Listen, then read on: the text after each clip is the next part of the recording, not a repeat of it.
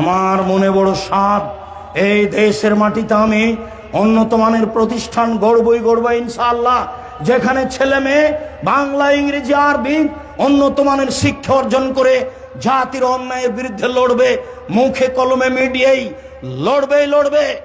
সেই পণ নিয়ে, সেই ত্যাগ তিতিক্ষা নিয়ে বাংলার মাটিতে জীবন বাজি রেখে লড়ে যাচ্ছি।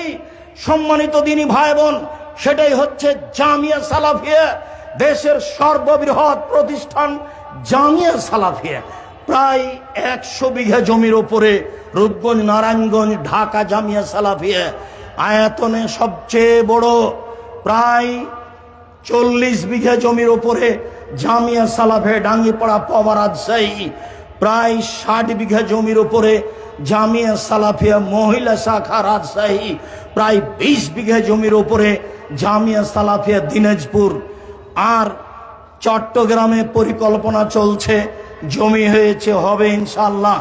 আমি কোনো মতেই চট্টগ্রামকে দুর্বল চোখে দেখিনি ঢাকার চেয়ে, বরং ঢাকার চেয়ে চট্টগ্রামকে ভালো অবস্থায় দেখতে চাচ্ছি। সেই সুবাদে দিন কাটাচ্ছি। চট্টগ্রামের মাটিতে ইনশাআল্লাহ জামিয়া সালাফিয়া গড়বই ইনশাআল্লাহ। যে কোনো মূল্যে জামিয়া সালাফিয়া চট্টগ্রামের মাটিতে হবে ইনশাআল্লাহ। কিভাবে হবে আমি তা জানি না, নিশ্চিত হবে, অবধারিত হবেই ইনশাআল্লাহ। আমি এতে নিশ্চিত। আমার মনে বড় সাধ, এই দেশের মাটিতে উন্নত মানের শিক্ষা প্রতিষ্ঠান গড়ে ছেলে মেয়েকে বাংলা, ইংরেজি, আরবি উন্নত মানের শিক্ষা দিয়ে জাতির অন্যায়ের বিরুদ্ধে লড়বো, মুখে কলমে মিডিয়ায়।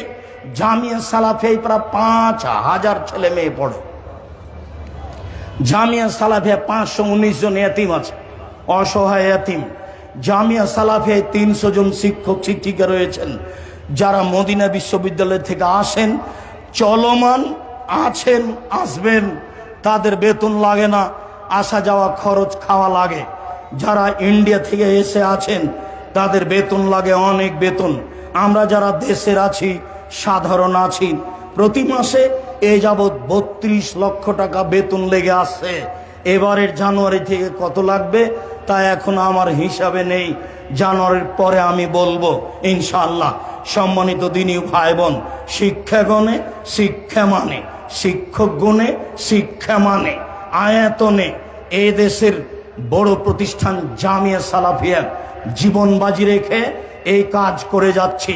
জামিয়া সালাফিয়ার বড় শাখা সারা বাংলাদেশ জুড়ে মক্তব পরিচালনা করবো ইনশাআল্লাহ, যেখানে থাকবে দাওয়াতি কার্যক্রম।